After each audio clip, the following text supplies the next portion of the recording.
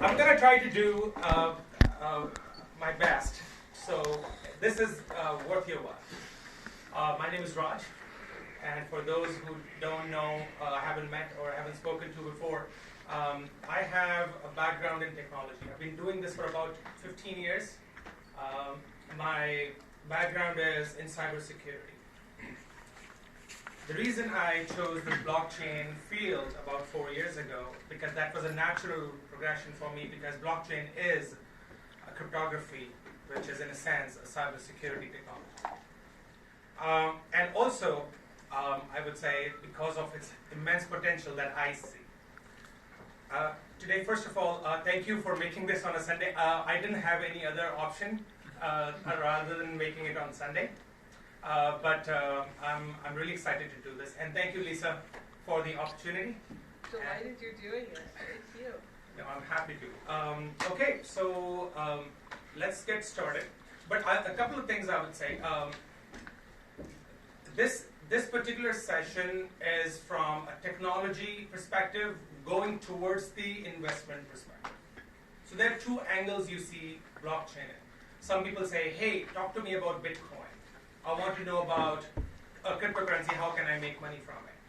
And Bitcoin is one application of blockchain technology. It's a pretty young technology, but if you understand blockchain, it should help you from an investment perspective as well. So that's the hope, and I'm going to, this is going to be a discussion rather than a lecture of any sort. Please don't make it a lecture. Do ask me questions anytime. I have a small deck put together for this session. But National anthem. National anthem. Yes, sorry, Dr. Yes. So you're in the business of asking questions or answering questions? I am in both the business. I'm going to ask the question and I'm going to actually answer the questions as well.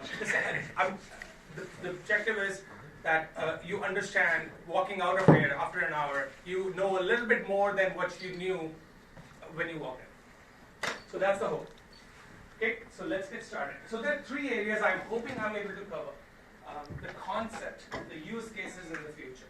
I can't do use cases unless we know the fundamental concept. Now, a lot of you might already know what blockchain is, how it works.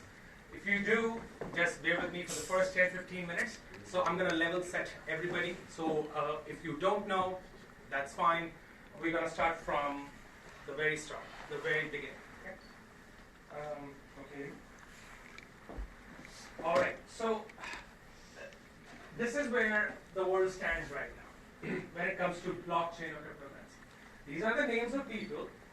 These are their positions, what they think about blockchain, what they think about cryptocurrencies, and some of their codes. This is important because this is actually a microcosm of the world. Everybody in this room would probably have an opinion on blockchain. Somebody will say, not good. Somebody will say, good. I'm going to go over a few of them.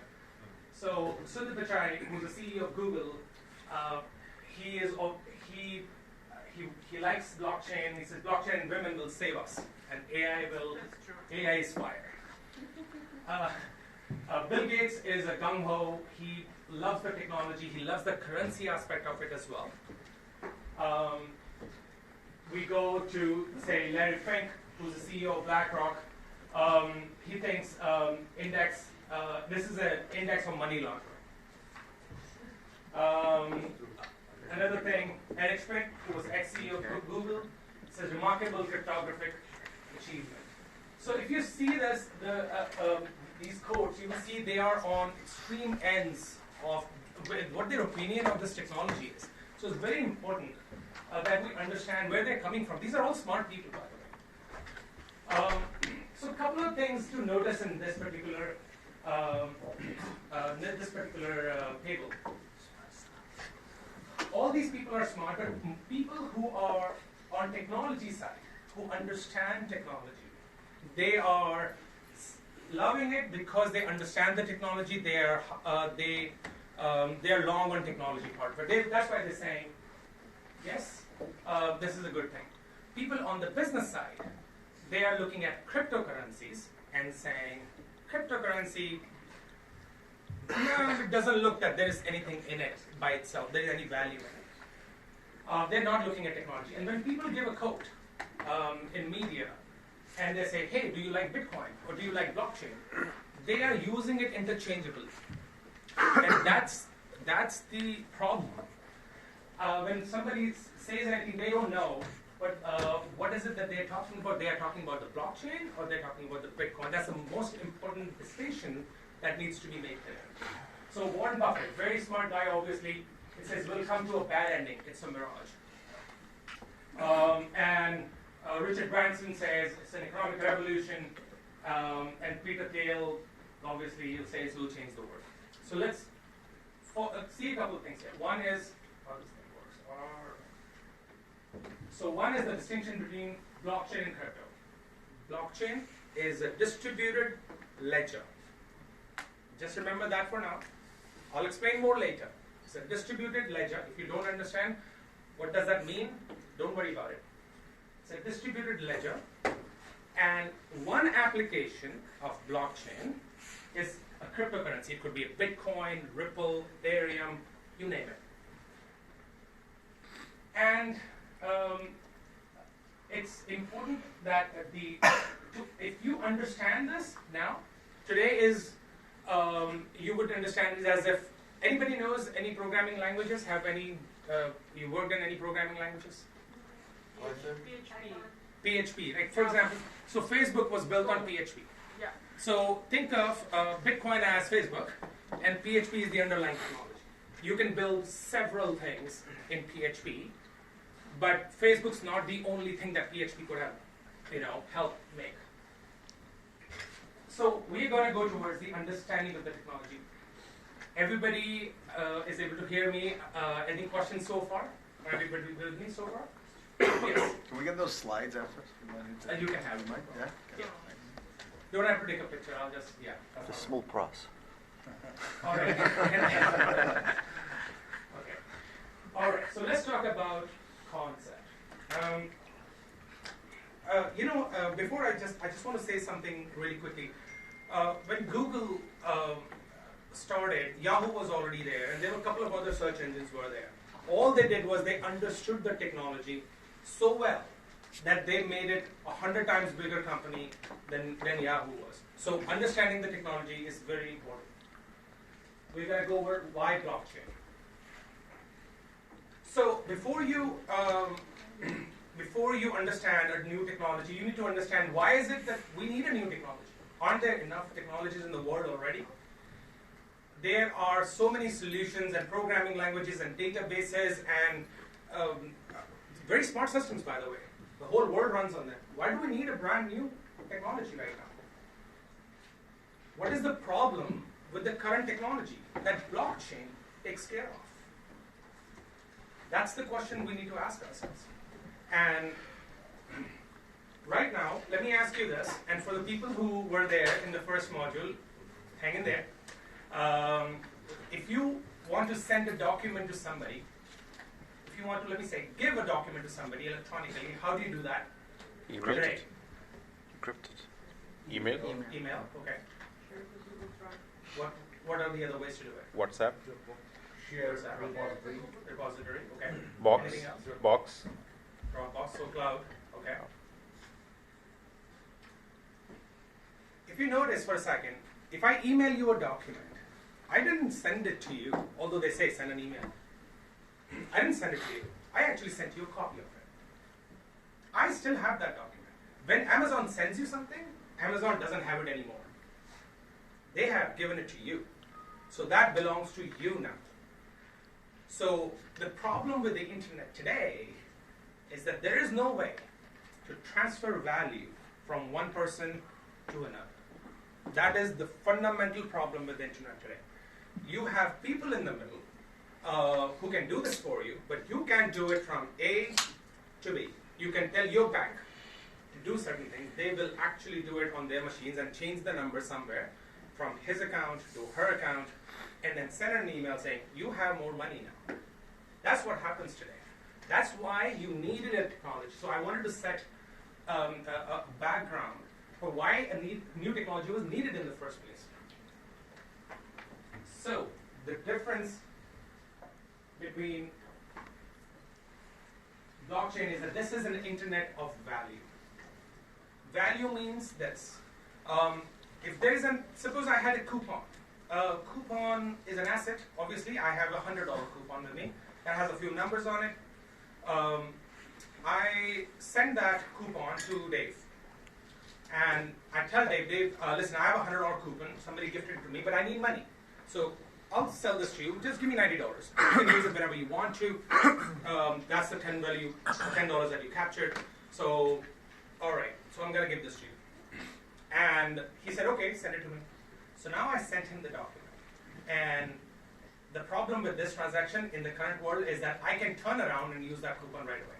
The asset doesn't belong to him.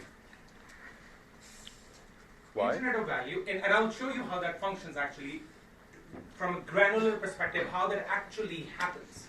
But Yes. Raj, when you give him the coupon, so how can you use it? Because there is a number on it, and there is It's no not a printed coupon. Electronic. It's an electronic. electronically. I can just print only and use electronic it. transactions. Okay, right? it's an electronic. Yeah. Printed, you cannot. He would. So paper has no problem. I can give you a $100 bill. That's yours now. Okay. Actually, that's a very good question. How can I give you a $100 bill on the internet? I can't give it to you, Okay. which becomes your peer-to-peer, one person to another person. And what I described just now is called double spend. This is a cryptography problem actually that became a blockchain problem, and that now solving a real world problem. The problem of double spend is that I can send an asset to you, and I can still have it, and I can spend it twice. I can spend it 3 times. Another naive question. But when I transfer money, I transfer Yeah. dollars, or Yeah. I pay the fee to HPS, Mhm. money gone from my account. It's with HPS now. I know, but you didn't transfer that asset. All you did was if I have to oversimplify this, you just Instructed. called your bank or emailed your bank, said, can you add a number in this table and take it out from this table? That's all you did. You didn't send anything to anybody. But It just feels practically, like that. I lost that value, and somebody else has that value. I know. So person to like how you don't have to tell your bank right now. If you're sitting in front of me, I say, hey, I have to give you $10 right now. I can't do that electronically. Now this is easy, obviously. Suppose you are in Philippines, Okay. and you have done some artwork for me for $4.94.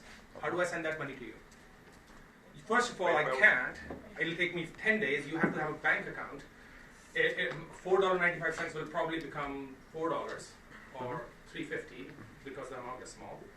And the microtransactions are rather more difficult. Bigger transactions, you can still justify to an extent, yes. What about PayPal, MasterCard? PayPal does the same thing that bank does, basically. PayPal is the same thing, and they're asking instructions that they are just sending you the information, yes. So it basically eliminates the third party, right? Eliminates the intermediary, So I you're can right, just- absolutely. So it eliminates the intermediary. What that does is, But why do we need that? so the reason you need that is, today you can, the Internet of Information age, which was till, say, pre-blockchain, that was the Internet of Information age. Internet of Information, you can exchange information freely without any intermediary with each other. But you can't do that in a modern, that's still stifled, that's still intermediary. Do you know, if you buy a stock online, it takes up to 4 to 7 days. I think 7 days in Canada, it's about 4 days probably in the US, for the settlement to actually happen. If you transfer assets, any other kind of assets to each other, it takes a long time. Even for titles, you have this title company that does a background check. The whole thing happens. Why are intermediaries required? And we'll come to that. Why is it set up that way? So before we say what is the value of blockchain, what are the uses for it, let's get the concept out of the way first. Okay, everybody with me so far? Yeah, any questions so far? Okay, good. Okay, so I'm just gonna tell, all right. So it's a distributed ledger, and I'll explain what that is. And it's transparent, that means it's visible to everybody. It's immutable, that means once a transaction happens, you cannot change it. You cannot change that record. And number 4 is impermanent. and I'll explain how that works as well. So just know that it's a distributed ledger. A ledger is, think of it like an old ledger, where you put entries. I paid money to Mohammed, $10. Then I paid this much to this person. Then the other person paid me this much. I'm just keeping a ledger. Okay, that's what the bank does for you. Bank keeps a ledger for you. But it's a distributed ledger. That means once a transaction happens, that's permanent. That's immutable. It cannot be changed. And it's transparent to everybody involved in the transaction. It's visible to them. Everybody who's involved in a transaction, it'll be clearly, instantly visible to them that this happened. And it's permanent. Cannot be. Everybody has to agree in the whole chain. Let's get rid of all the records. Everybody whose name is on the record has to agree that let's get rid of this ledger. Otherwise, it can't happen. So let's go to how it works, and this will become what is blockchain will become a little more clearer after we see how it works. Okay, so blockchain. So what's a block? So think of a block as a text file. Simple text file, nothing fancy, just a text file. You have something written on it. And when that block is sent to somebody else, when that document is sent to somebody else, that becomes read-only, and the name of the next person is written on it as to it belongs to that other person. I'll show you how. This is a sample of a block. Think of this as it's a coin. This is actually how some of the information that's in a coin. There's a block number 1. This is block number 1. That means we're creating a brand new text file, and we're saying this is first block. And forget what the nonce is. Nonce is just a unique number. This has a value of $100 that belongs to Anders, and we have just written that out. That's all. We've just written that there's a value of $100 that belongs to Anders. There is no previous block, so you will see this number as 0. This number is most important. This is a signature of this document. What this number is, if I had a document, a bunch of stuff written on it, if I compress it and encrypt it, and I put it in the shape of a 256 number, alphanumeric number, this number now has all that information in it. This is the seed the tree will come out of. So it's important that you understand this. A hash is nothing but a compressed version or encrypted version of all the information in a block. That means if I were to decrypt it, it will throw up all the information that was there in that document. Does that make sense? Yes? How do you know how to encrypt it? So it uses encryption technology called SHA-256. There are different encryption technologies, but this is the most, so far, the most common and the most secure technology that is there. The encryption is done via a vehicle, whichever software that you use. So, everybody with me so far? Any questions on this? Yes? That's unique to only this transaction. That's unique to only this transaction. If I change even one thing on this document, this number will change instantly. And it will not be just one thing that will change. The whole number will look entirely different. Like it won't be like just this became 1. Nope, none of that. The whole 256 will change. Yes? What stops anyone from decrypting it or computing power from decrypting it? So- What's the strength in the security? So, great question. So the thing is, you can't decrypt it. It will take. There's a way we count how difficult a particular hash is. According to the computing technology available today, just to decrypt this, it'll probably take you over 28 years. So that's the level of encryption that it is there. And even then, it won't be any use to you for the reasons I'm going to talk about later. Yes. Where this file will be stored? So this is a file. Think of you know how we had Napster before. Napster. Anybody use Napster? You did? Okay. So think of a music file that's traveling from one person to another, and the music in it is encrypted. That's the data, right? Music. We hear it as music, but it's data. It's compressed into one hash. That's Is it. it like in our hard drives? So yes, it can be in your hard drive. It could be in the cloud, and we'll talk about the application of it a little bit later, not to confuse you guys. So we'll keep it very simple and slow pace in the beginning, and then we can pick up. Okay? Yes. Just one other quick follow-up. Is the rise of potential like quantum computing, will that pose a risk?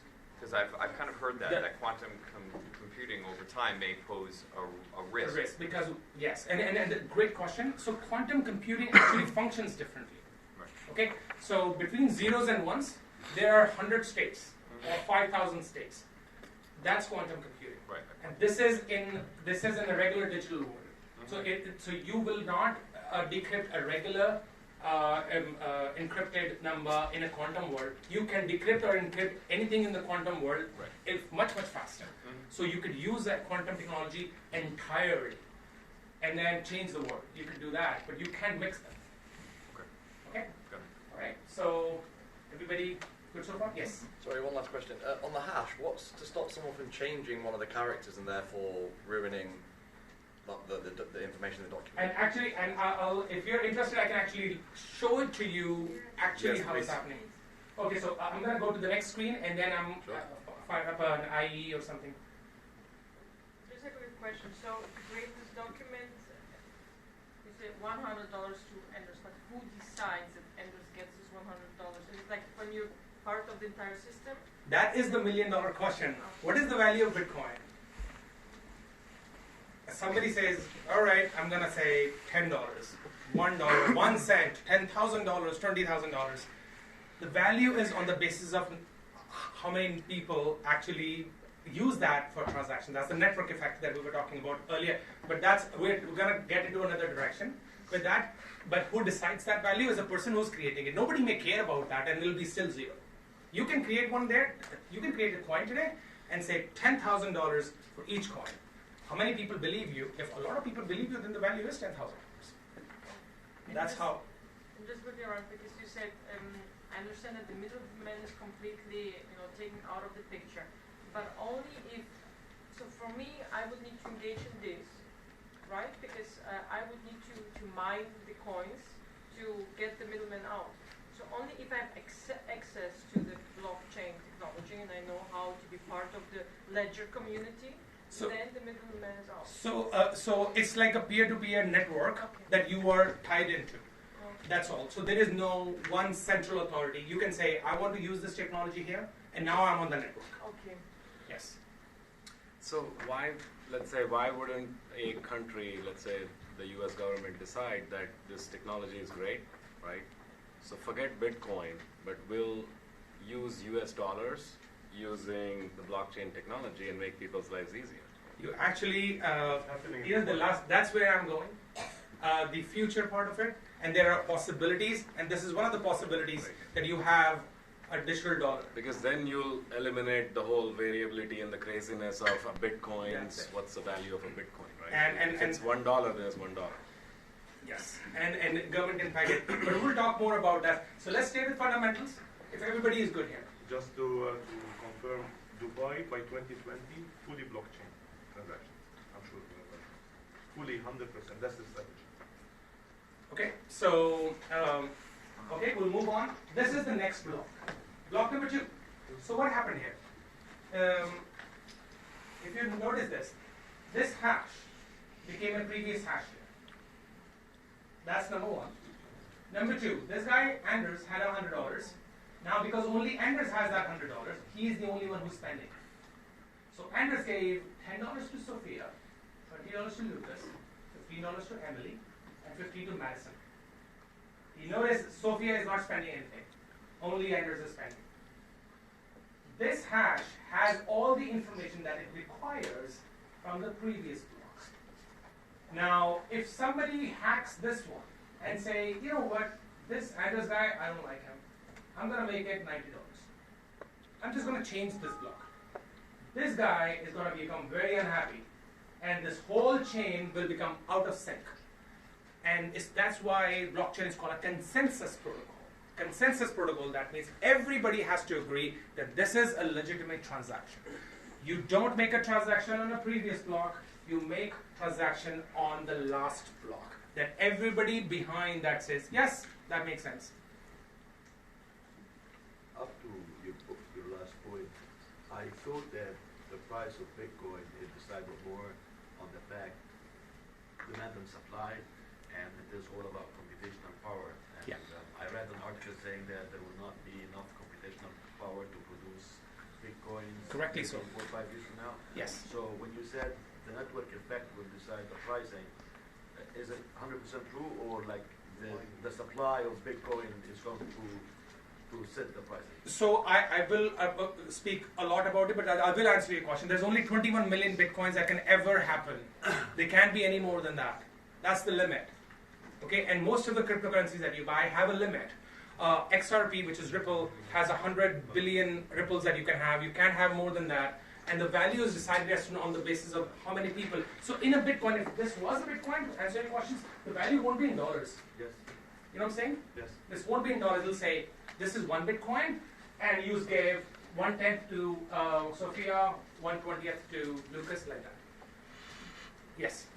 Isn't there a limit in data that can be stored in a hash? Yes. So usually when you are creating a blockchain, and you can create a blockchain, and that's what we're going to, use cases actually mean that you can create a brand new one. You can decide that what that limit is going to be, and there are pros and cons of having a very big limit on this. Bitcoin had 1 MB of limit. 1 MB. 1 MB is actually pretty big for a transaction, very small, because it's compressed and encrypted, and it's but it's still not that big. So to understand it, if he wouldn't spend his money with 4 people, but if he would give 10,000 people each a cent, it would still fit in a hash. It will. So the only thing what happens, if you remember this guy here is not carrying all this information. He just knows this previous hash. That's all this guy knows. And by this, the second block knows everything about what happened in the first block. If you want to find it, you can look it up. Everybody, yes. I don't know if you're going to get into it, but on the security aspect of it, yes. Right? So with Sophia and all these people, yeah. Can you just discuss a little bit the authentication and kind of like into this universe, and then also with the encryption, kind of how the keys work? Or is that outside the scope? I really do want to talk about it. I just don't want to confuse everybody else, but I will answer that question really quickly. Authentication, so Sophia's, the name, usually is when you log on to that network, you have an ID. And that ID could be given to you just like that if you are based out of Isle of Man. Or the ID could be given to you on the basis of all the driver's license, or by checking your real name and then giving you that ID. This could be anonymous if you want, and in a corporate world, it could be with the name, without the name, whatever you want. Okay. Whenever we create these files, anyone can start using. Anyone can create a blockchain. Any technology, any number of. Not any technology. Blockchain technology. Within blockchain, there are ways to do this. When we can talk about this. So, maybe this is an obvious question. I don't know, but so you see that you're taking from that $100 and you're splitting it up, and the total is not $100. No, that means he still has money left in it. Correct. So the next time that Anders wants to give money, the next time that he wants to give money to the third block, that first hash automatically, like it's no longer that one, it will restart from the second one, or? Okay, so go back to the first one. Yeah. Right. So the first hash over there. Yeah. Okay. That $100. Now you're taking from that $100 and you're creating the second hash. Yeah. So then the previous hash became the first hash, right? Yeah. Okay. So the next time there's another transaction, you're going to move on from the hash that is under. Yeah. The so previous will never be used again. Yeah. So 4 zeros and BAE. Yeah. And that becomes a previous hash for this. 40 and BAE becomes the previous hash. This is second, which we were seeing with others, right? and this is the third block. And this whole information from here to here, combined with this, gives you this hash. Okay, so that's why the immutability is there. You change one record anywhere, the whole hell will break loose. That's what happens. That's what it makes it immutable. You can't change it. Once you've done it, done it. Does that mean when you transfer the documents, it has to go back to the previous to make sure that the transfer the documents. Or like to use blockchain. Yeah. To transfer stuff, does it have to solve all the way back to the first one? No. All this. So if you have this block. Yeah. What it has, it's a chain. It's a blockchain. So what happens in real time, it's just going around, it's called a heartbeat.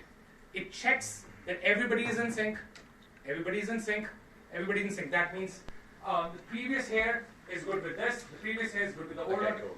Everybody says, everybody's good, alright, we're going to make a new transaction. Yes? I mean, the most recent hash contains everything from the previous ones because it wouldn't be able to be created if it hadn't, I guess, approved everything before. I'm sorry, I didn't follow. Example, so the new hash does that contain that contains everything that came before it? Like how Yes. to make previous hashes because the most recent one wouldn't even be possible had the previous ones not been created. I'm not quite sure what you're asking, but this hash doesn't worry about anything other than its own self and the previous one. That's it. So you're just worrying about the guy behind me and the guy in front of me. That's all you have to worry about in a chain. You don't worry about the whole chain all the way to the end. I'm not sure if you can maybe put it differently. No, I think that answers my question. Yeah? Okay. All right, great. So everybody good so far? All right. So this is the way, and I could show this to you, but we will get too deep. If you understand how blockchain is a distributed ledger, how it is immutable, how it is transparent, if everybody is with me so far, then I'll move on to the users. Good? All right? All right? So real quick, so the term mine, Yes. that just means putting it to the next one.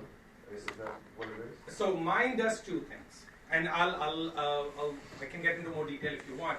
Mine, it does validation and it creates a new block. Okay, validation is consensus. That means it talks to everybody else. Say when the mining goes, when you're mining your block, you're saying the guy behind me, the guy in front of me, we're good. Yes. And then if there's nobody in front of me, then you try to find with cryptography what's the next block is. So Yes. when I hear people talking about they've set up systems in their homes with all the technology to mine for Bitcoin and things like that, what does that exactly mean? So that what they're trying to do is they're trying to say, all right. Trying to find arbitrage out there on the price because someone else is willing to give it cheaper than No, none of that. All mining does, from a mining rig perspective, people who are thinking of saying, hey, I want to get into Bitcoin mining, people are making a lot of money. So mining in Bitcoin world, and mining can have, the way you set it up, it can work very differently. In Bitcoin world, you are trying to look for the next record, next open block that people can actually transact with. Okay, so I think there is in this Bitcoin currency, the way it is set up, that you get 10 new coins every hour. And there's a mathematical problem that you have to solve to get it. What's the mathematical problem? You have to find what's the next block. And there's more that goes into it. So think of it this way, just a lot of computation has to happen so that you can say the natural next block would be this. The example I can give you, suppose you are saying the first block will be 1, the second block will be 16, the third block will be 32, the fourth block will be so on and so forth, 64. Now, when the number becomes too big, then you have to find, okay, let me calculate what's the next number computationally. And if your computer can compute that very fast and say, yep, I found it, then automatically it gives you a Bitcoin as a reward. It's set up as a program within Bitcoin world. It is set up automatically. No one gives you. You will see it in your wallet, right? When you start mining, you'll see that Bitcoin land in your wallet, in your online wallet. Yes, you did it. And there is no guarantee. It's like lottery.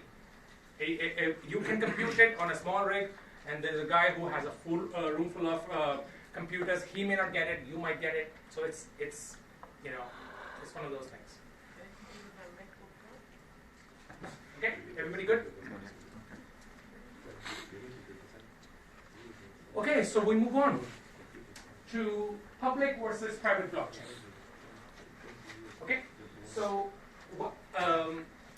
the public blockchain is what bitcoins and currencies are in the world. The private blockchain is what you can use for your business. Bitcoin was the first blockchain application. It's a currency, and let me talk about this part just a second. There's a difference between a coin and a token. Okay? A coin is a blockchain block or a blockchain that's primary purpose is monetary transaction. That's a coin. A lot of people use it interchangeably. How they use blockchain and Bitcoin interchangeably, or blockchain and cryptocurrency interchangeably, they also use coin and token interchangeably, which is not correct. Token is a smarter option of smarter block, if you can. There's a smart contract built into it. It self-executes. That means you can say, or there could be one block that says this value is $100. The other block says I'm a token. All right. So if I sell the house to him, okay, then this title gets transferred if he pays me. Or any condition where there is a middleman in the midst, and there is an if-then kind of a situation. And when all those conditions are met, then it self-executes. That's the token. Ethereum is a form of a token, okay? Whereas Bitcoin is a coin. Pure currency play, nothing. You spend it, it keeps a record, and then it gives coins to people who mine it. Any questions? Everybody good? Awesome. So, public blockchain is also resource intensive. What happens is the way public blockchains are usually set up, it obviously wants to make it difficult to mine, and when it happens, you have to reward people to mine it, to give their computing power, and that people set up then rigs, and then becomes a lot of resources that has to go in it. Private blockchain, on the other hand, it prioritizes identity over anonymity. This actually, any Bitcoin enthusiast will say it should remain anonymous. It should not have any government control. It should not have any name on it, somebody's name. So ABC sent $10 to DEF. That's how they want to set it up. So that everybody in the world is anonymous, there's privacy. You have no way to know who this ABC is. Is this even a person, or is just a computer? So this is what's used, and which is what attracted to businesses in your world. This is what you might run into from a business application perspective. Blockchain's possibilities is 1,000 times bigger than what Bitcoin's possibilities are.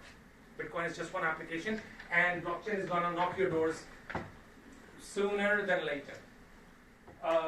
So it also has selective endorsement of proof of work. Proof of work is nothing but consensus. The consensus that happens between the blocks. And because it is private, you can limit, you can say only 10,000 tokens, only 50,000 tokens. So, and it's prioritized assets over currency. This is the asset transfer mechanism. You can peg it to an asset. So for example, let's talk about this. I'm just going to give that example right at this level, and then you will know that later on as well. 70% of the world's land titles are in dispute. 70%, not in dispute, are vague. Yeah. People don't know. They've been farming on that land for tens of years or hundreds of years, families after families after families, and it's a big problem in third world. That title's unclear. Who this land actually belongs to. Because of that, the economic mobility in those countries is very low. If you had a clear title for your land, you could go to a bank, get a loan against it, you could sell it. A lot of people can't even sell their land. They say, I have all of this land, but I can't sell it because I don't have a clear title on it. And they don't want to attract dispute, somebody claiming, oh, this is actually my land. And this can also happen, it happened in, I think, Venezuela, that government changes and the new dictator who comes, they say, you know, that land, that's my friend's land. And then you can't do anything about that. So what this does is, you can, if you, this particular block was for title, so it will peg it to a real land, real asset on the ground, and you will say, okay, this land belongs to Nirav. He bought it for this much in this year from this person. This is the dimension of it. And when that happens and he sells it to the next person, that record is immutable. Nobody can change it. No dictator could change it. That's it, it's done. And also, if you notice that, we were following the asset, not the person. Right now, your transactions are followed by a person. If I ask you that $2,000 that you spent last year, out of that, the $100 bill, who is it with now? It's impossible to find.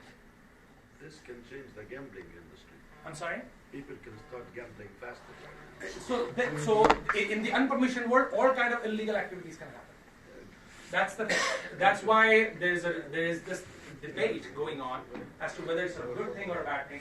We're talking about this private permission that can happen in your business. Okay? All right. So blockchain for business.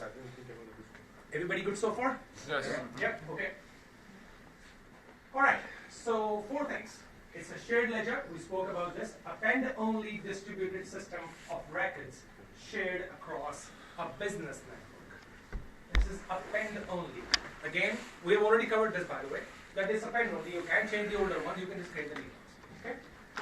Smart contract. Business terms executed with transactions. Now, a lot of transactions happen in businesses, and there are legal terms, legal contracts, and there are business contracts. Business contracts are like SOWs or anything you may call it. You place your order to somebody without actually a master contract or an agreement. All those terms could be self-executed. Okay? So this business terms right now here, this smart contract would be built into this blockchain so it executes automatically. Okay? Transactions are secure with appropriate visibility. In Bitcoin, everybody can see who did what.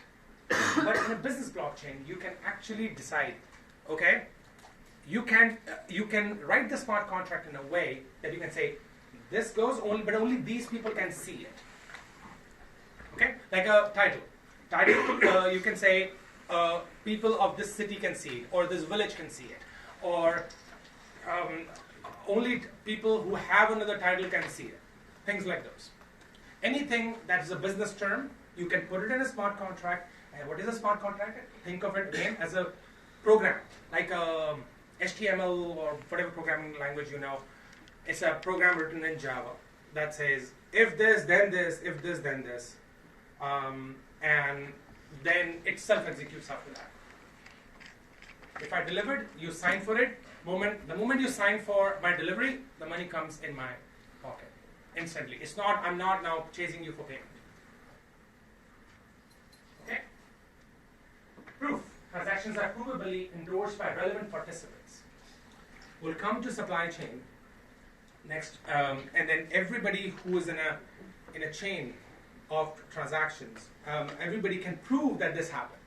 And you can't just make up that this happened or didn't happen. This is great for audits. It's instantly available, auditable network. Okay, this we spoke about. It's verifiable. It's signed. It's encoded in programming language. It defines. Suppose that the example is defines contractual conditions under which a bond transfer occurs. Okay, privacy, appropriate confidentiality between subset of participants. Identity not linked to a transaction. You can do that in a business blockchain. Transactions need to be authenticated, and cryptography is central to these processes. I'm going to take a pause here for a second. My objective is that it's a technical subject, but you are going to use it in the business. Is it making sense to you guys? Everybody? Yeah? So you said something about the, let's say, transaction between a supplier and a customer, right? Where the whole invoicing process and the transaction can be taken care of using. That's just one small example of it. Although this is such a small process, nobody's going to use it just for one or two. Like I give it to you and you give it to me. We don't need a blockchain for that. Right. We need a blockchain when you make I'll give you an example. So make a car, and you say there are 1,000 parts that go into it. Right. Now I need to be able to track it back to which part came when from which vendor, so I can trace it back to that. For more complex one, that was rather overly simple example. Okay. All right. So. Raj? Yes. I think maybe an easier example could be a person, and all the information around this guy could be one block. So this that's this privacy. Could be, yes, this could be, for example, say his ID, his passport, his visas, and everything around this one. For the government, is one block. I think this Where would you're make saying, it much easier. So what you are actually saying, I'm going to come to that point, that a person is an asset. Your information is your asset. Right now, your information, your digital you, has information that the real you may not have it actually. Yes, So today, that's the problem. Data is the biggest asset class, biggest emerging, fastest growing asset class in the world. It's your information. But other people, when they know what does Eddie like, where does he go, his travel route, who does he meet, all that information, even you will be surprised. Wait a second, that couldn't be me. Yeah. I mean, And it doesn't have to be like a money transaction. This is what I'm trying to. It could be anything. Could be any asset. We're not talking only currencies. We're talking anything. Okay, let's talk about supply chain. These are the use cases. So we're making the progress, going good speed. It says, this is what you could use in your businesses, in your workplace, where you say, what's the example of supply chain? The provenance of each component part in a complex system is hard to track. I'll give you a small example. What happened just recently, a friend of mine, he works for IBM blockchain practice, and then they created a system for Walmart.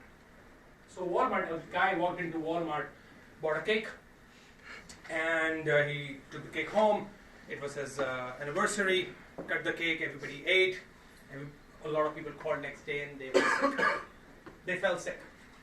They were throwing up, they, ended up in a hospital, and this guy got pissed off. He said, what the hell? He went to Walmart to say, guys, we bought the cake from you, and I think it has some contamination in it.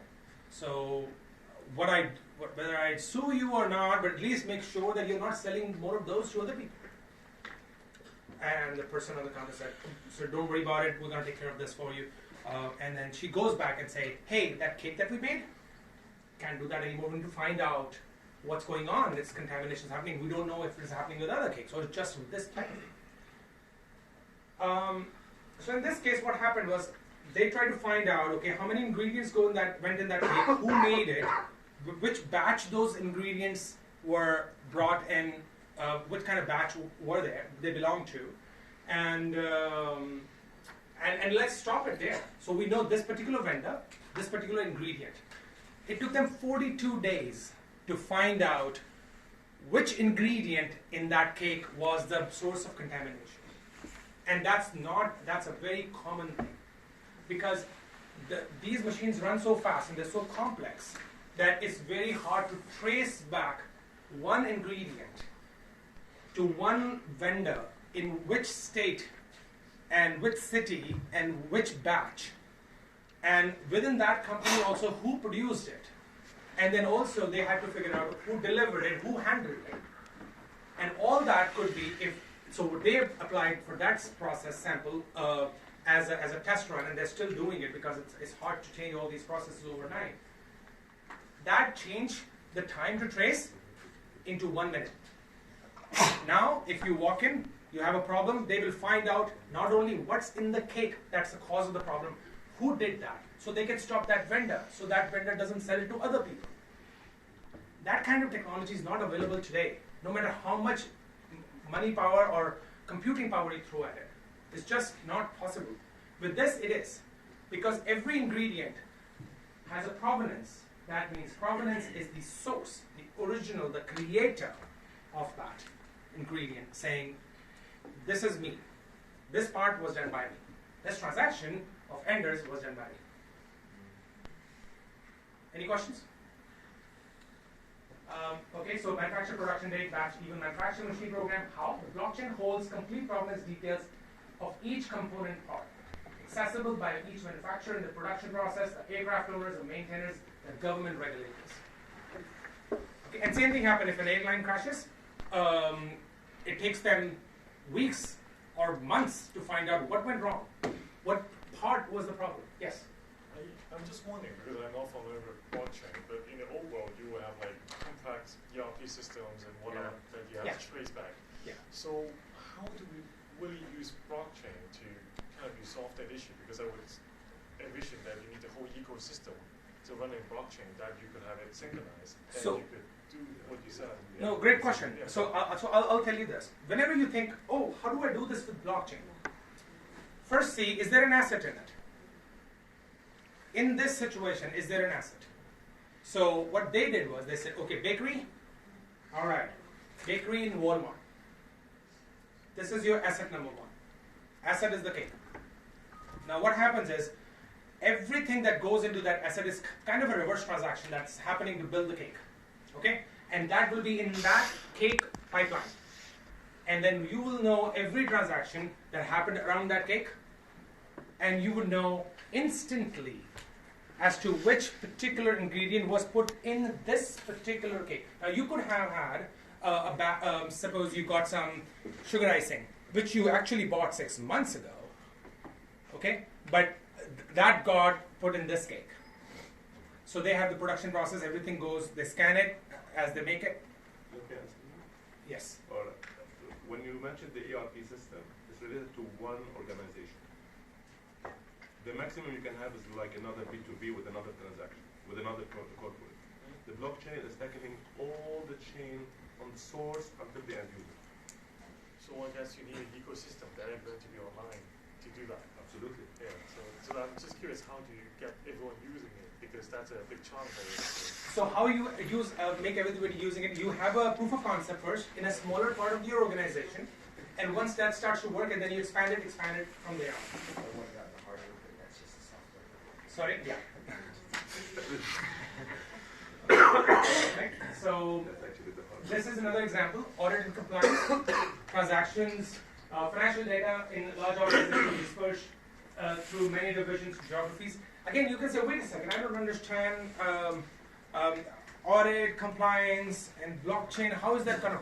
Anytime you have that question, you think, what's the asset? What's the document in it? What is it that I'm trying to trace? If you can find it, then you can use blockchain. Now, I'm going to actually, right after this, I'm going to give you a small help document that you will find very helpful in deciding if you're going to even need blockchain. The other side of the problem in the world right now is everybody in the world saying, hey, you know what, this software, you use blockchain for this. Blockchain's cool. No, blockchain's not for everything. There are things blockchain's used for. There are things blockchain's not used for. Blockchain has its own limitations. It's appropriate for certain things. This is it.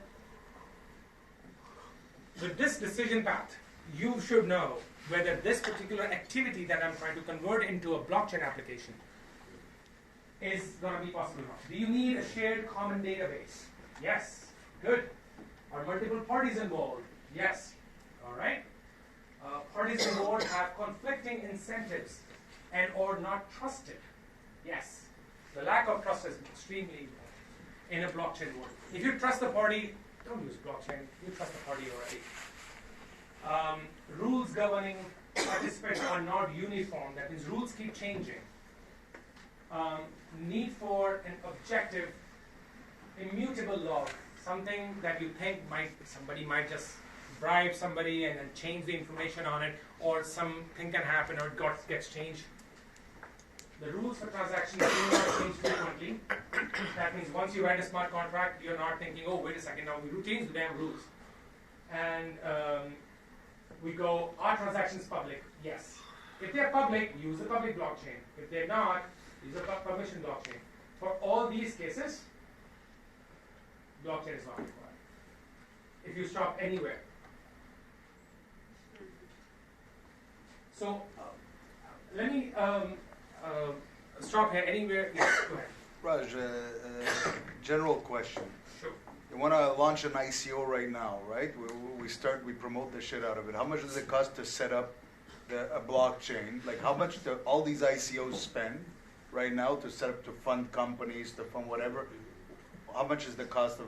So your real cost is not, well, the answer depends upon what is it that you're trying to do. But the real cost is not setting up the blockchain. That's the easy part.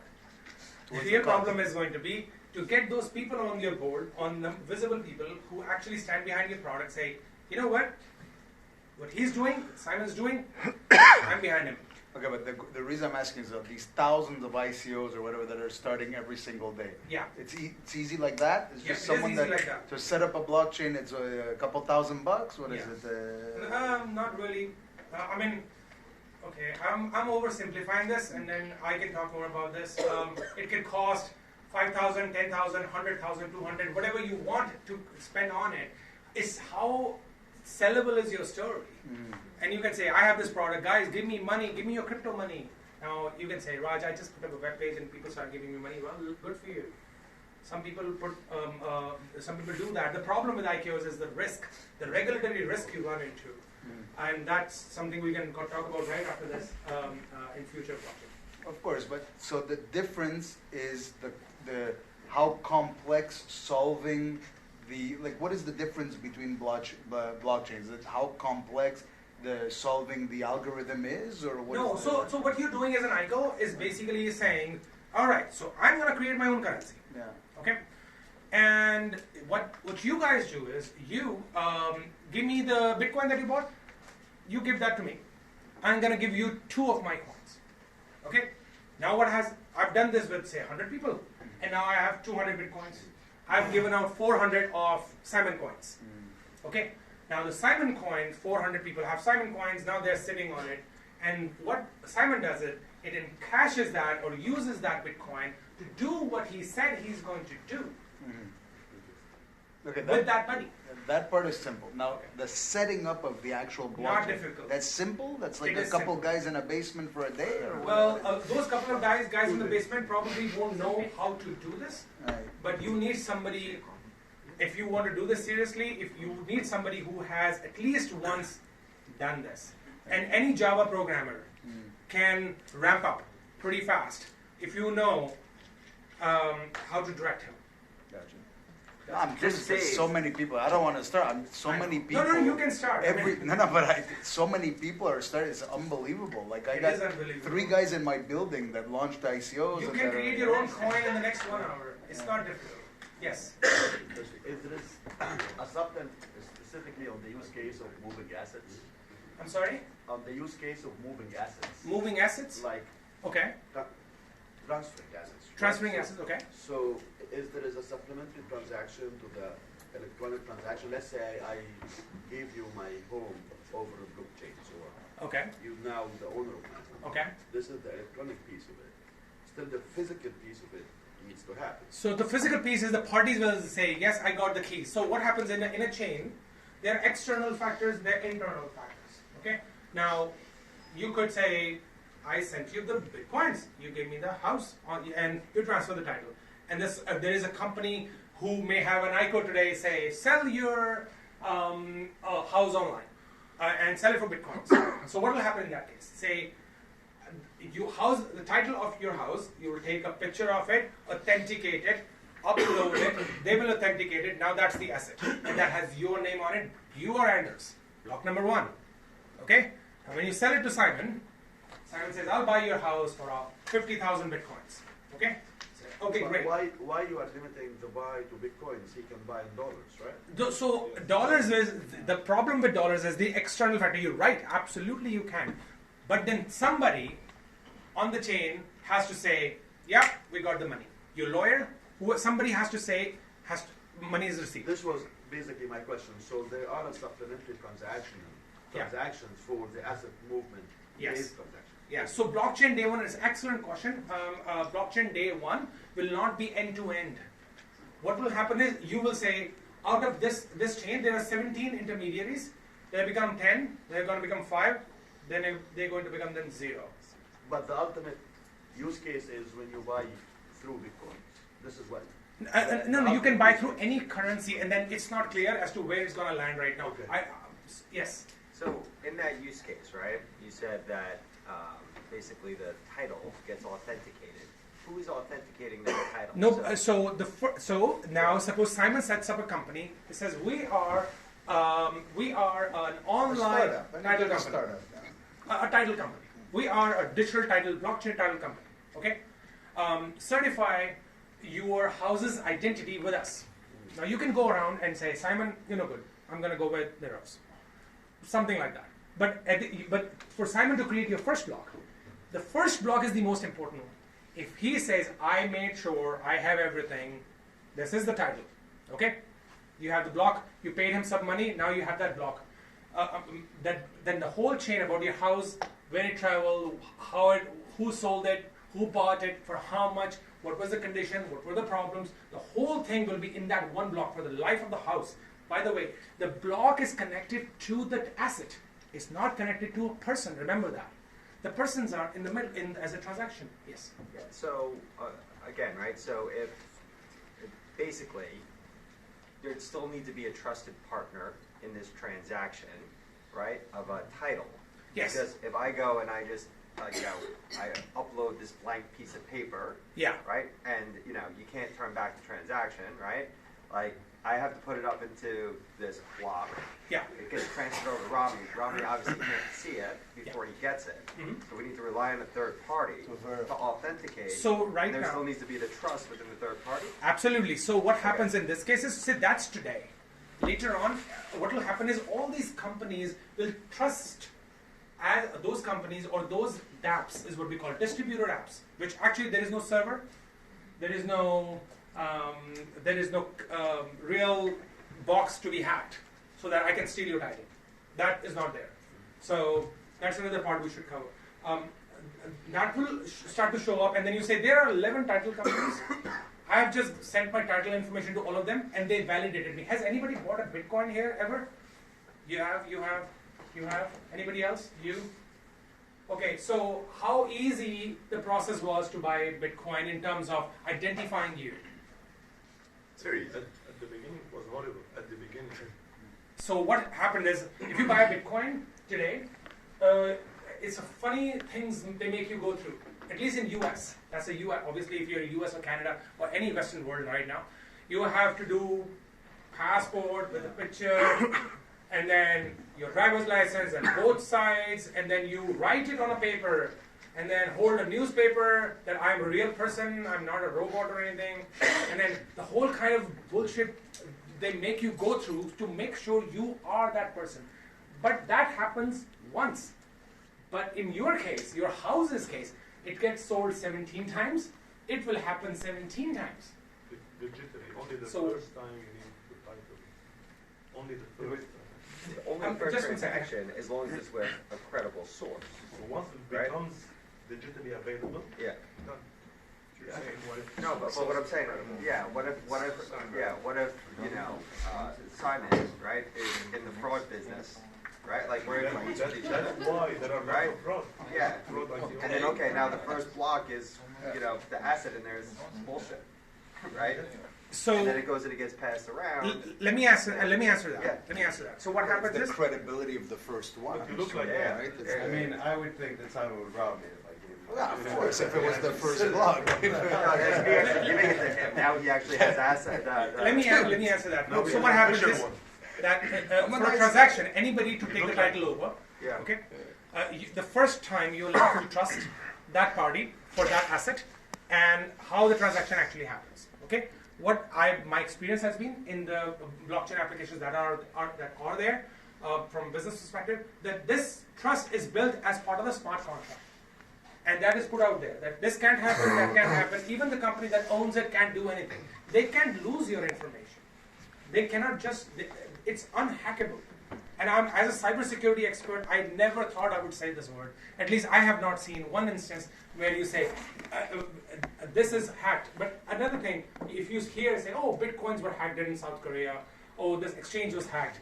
It's the computers that are old world computers, the earlier computers. If I find your password and I find everything about that, and I get your hash and all the information that you need to log in, and then I try to be you, that is still one way to break it.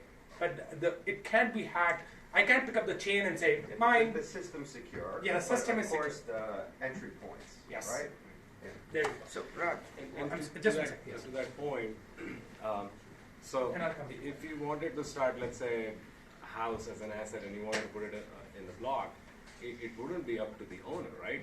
Some government authority today would have to say that, so if I'm the governor of town of Trumbull, Connecticut, I'm going to say all the houses in Trumbull, Connecticut, I'm going to put them in. That's probably what's going to happen. But then, so what you describe about the government of Venezuela, let's say there's a country has a cover. They can't change it. Here's the thing is, they cannot change it. But I as the corrupt president of country XYZ, I can put a gun on your head and say this house is mine. That's the like whole this. blockchain thing is entire country is going to be blockchain, and now all the land belongs to me. I know, but what happens is the fact that it is yours will not go away. I can say, I don't care if it was yours, it is mine now as a military leader. But if the governments create that system, it's provable to anybody that that house was yours. Is yours, and how many people before you bought, how much did you buy it for, what condition, and the government can say, all this I got it. Is ours. Got it. But it's the first time that you're concerned about. So the first time is, so that's why the future is important, because governments have to co-opt. They have to co-opt in some applications so that it starts to move. Yes? So, just a weird question here, can you actually have a cartel of, 10, 15 guys creating false identities first time?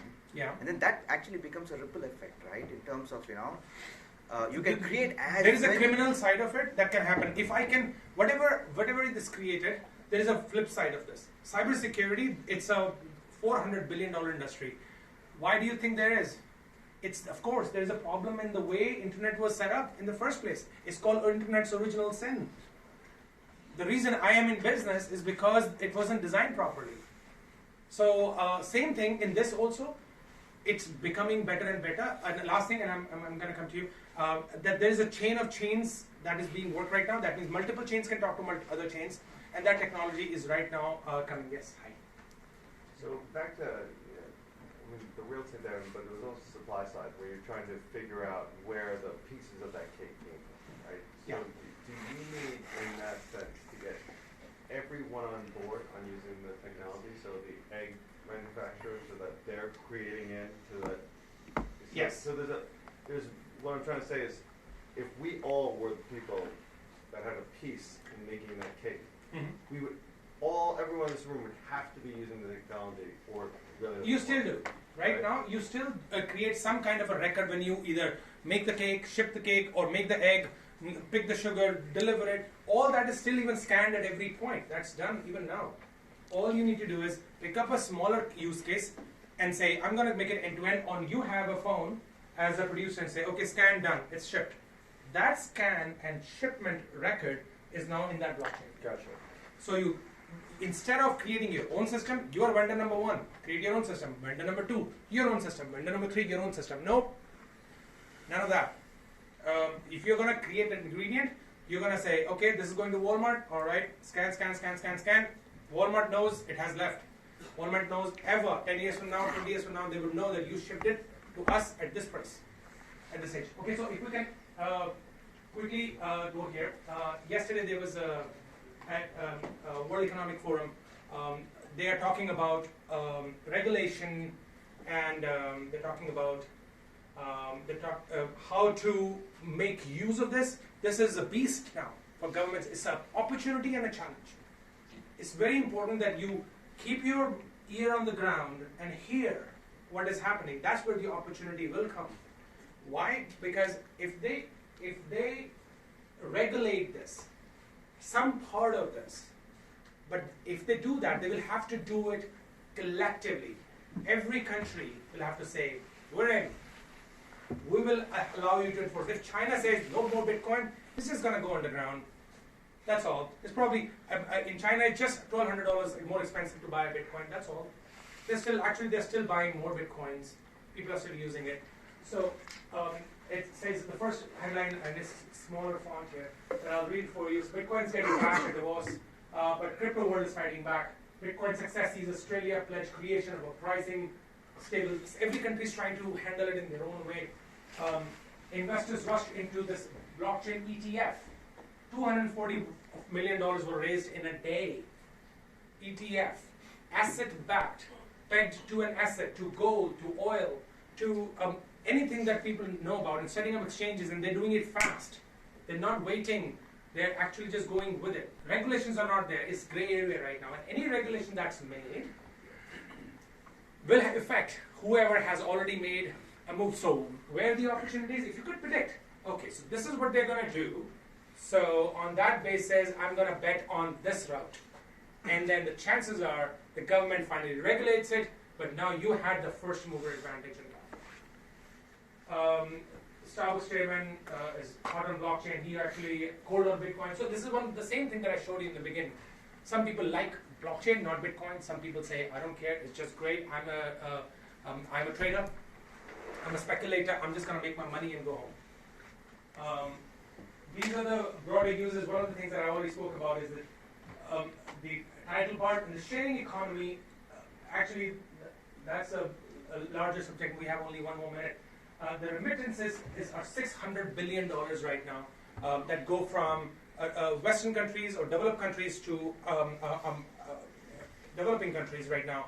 And that's, in some countries, that's the biggest source of their survival. And blockchain actually makes that process so easy and quick. And it takes up to, in places that it takes up to 10 days to send money. And it's also super expensive. And this is a new opportunity here, new data.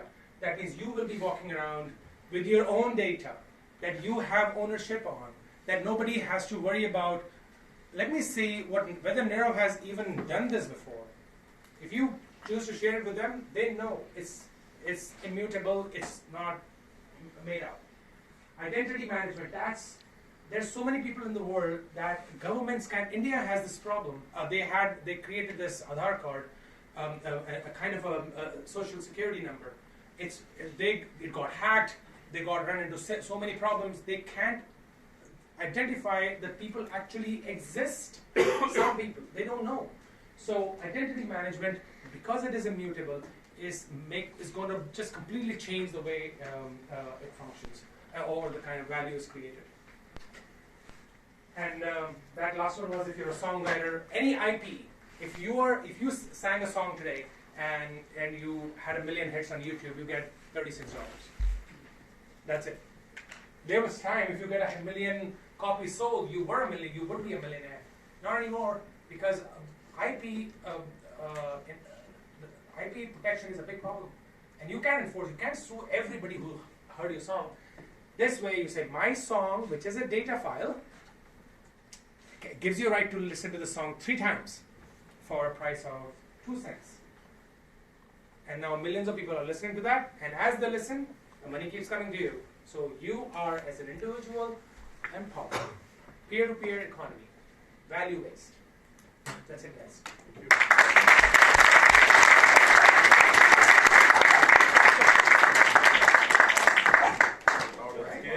Raj. Awesome. Thank you.